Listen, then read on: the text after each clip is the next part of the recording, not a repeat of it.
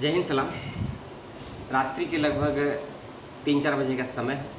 11 अगस्त की डेट है। सुबह की ये वीडियो कर रहा हूँ शूट, क्योंकि कुछ बच्चों के सवाल और ईमेल ने कर दिया था परेशान। अजीम प्रेमजी फाउंडेशन के द्वारा उनको कुछ समस्या हो रही थी जो एंट्रेंस एग्जामिनेशन होने वाला है। तो समस्या ये है बच्चों की, उसी से करते हैं वीडियो की शुरुआत बिना किसी लाग लपेट के। सवाल ये था कि बच्चों का पहला कि अभी पिछले वीक में या कहें कि पिछले 10 दिन पहले ही एक एग्जामिनेशन हुआ था अजीम प्रेमजी फाउंडेशन की तरफ से ही स्कूल टीचर रिसोर्स पर्सन के लिए कुछ बच्चों का, है ना। तो उन्हीं बच्चों में से कुछ बच्चों के सवाल हैं कि कुछ बच्चे एग्जामिनेशन दे नहीं पाए, कुछ बच्चों का एडमिट कार्ड नहीं आया, कुछ बच्चों का लॉगिन ढंग से नहीं हुआ, कुछ बच्चों को टेक्निकल एरर के कारण से एग्जामिनेशन से नज़रअंदाज होना पड़ा या एग्ज़ाम नहीं दे पाए, छूट गया एग्ज़ाम, ठीक है। तो उन सभी बच्चों के लिए अच्छी खबर ये है कि जिन भी बच्चों का एग्ज़ाम छूट गया है और अगर उनके पास अजीम प्रेमजी फाउंडेशन की तरफ से कोई मैसेज, कोई मेल, कोई कॉल आया है कि आपका एग्ज़ाम दोबारा से होगा, रिकंडक्ट करवाया जाएगा, तो ये खबर सच्ची है। ईमेल के माध्यम से जो सूचना दी गई है वो सही है और आपका एग्ज़ामिनेशन 2 डेट्स में कंडक्ट होगा। आपकी कौन सी डेट होगी ये आपको ईमेल से मालूम चल जाएगा। एक डेट है 26 अगस्त 2023 और दूसरी डेट है 30 अगस्त 2023, ठीक है। और ये एग्ज़ामिनेशन ऑफलाइन माध्यम से फिजिकल मोड पे कंडक्ट करवाया जाएगा और एग्ज़ामिनेशन सेंटर आपके नज़दीक होगा या दूर होगा, इसकी जानकारी आपको ईमेल के माध्यम से मिलेगी। इसकी जानकारी ना ही वेबसाइट पर है ना ही मेरे पास में, ठीक है।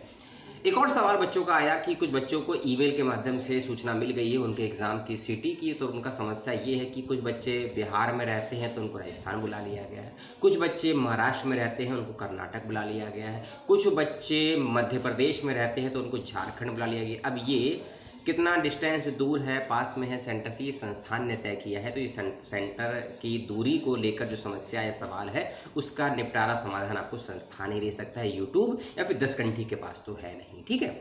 पिछले से पिछले वीडियो में कुछ विद्यार्थियों को, खासकर कुछ विद्यार्थियों को ही ये समस्या हुई थी जिन्होंने मुझसे निजी रूप से बात करने का प्रयास किया और समय के अभाव में या व्यस्तता कारण में बात उनसे नहीं कर पाया। उनसे मैं क्षमा प्रार्थी हूँ और भविष्य में कोशिश करूँगा जल्दी आपसे मैं बात करूँ और आपकी समस्याओं का और आपकी मानसिक समस्याओं का मैं समाधान करने का प्रयास कर सकूँ, ठीक है।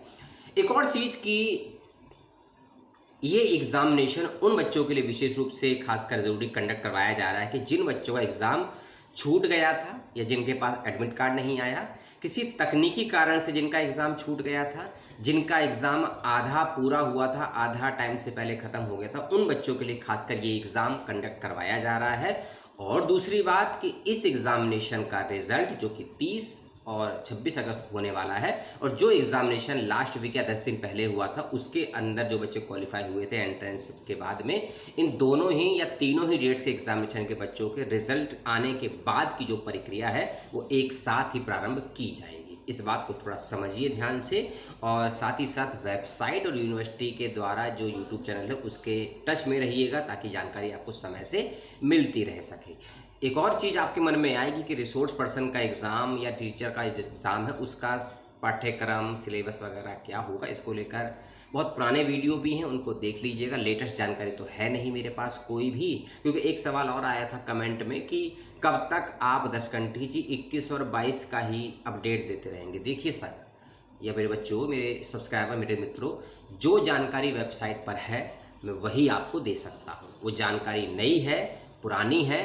अपडेटेड है, रिटायर्ड है, इसको लेकर मैं कुछ नहीं कर सकता हूँ।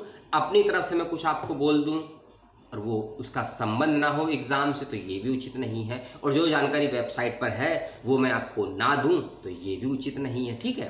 तो अगर अपडेटेड नहीं है सिलेबस तो मेरा फॉल्ट नहीं है। हाँ, जो बच्चे रिसोर्स पर्सन का एंट्रेंस देंगे उनके लिए यही है कि रिसर्च को थोड़ा सा देख लीजिएगा, फील्ड वर्क को देख लीजिएगा, चाइल्ड साइकोलॉजी को देख लीजिएगा, स्पेशल एजुकेशन को देख लीजिएगा, सोशल वर्क को देख लीजिएगा और फील्ड वर्क में रिसर्च के क्या क्या टूल्स, टेक्निक्स एंड टर्मिनोलॉजी होती हैं उसको थोड़ा दिमाग में रखेंगे। खासकर आफ्टर यूजी के स्तर पर या आफ्टर बीएड के स्तर पर, आफ्टर टीचिंग के स्तर पर जो एनसीटी का न्यू कोर्स है, तो आपको ज़्यादा बेनिफिट रहेंगे। आप सवालों के जवाब दे सकते हैं अच्छे से एंट्रेंस प्लस इंटरव्यू में। इन बातों का ध्यान रखिएगा, ठीक है।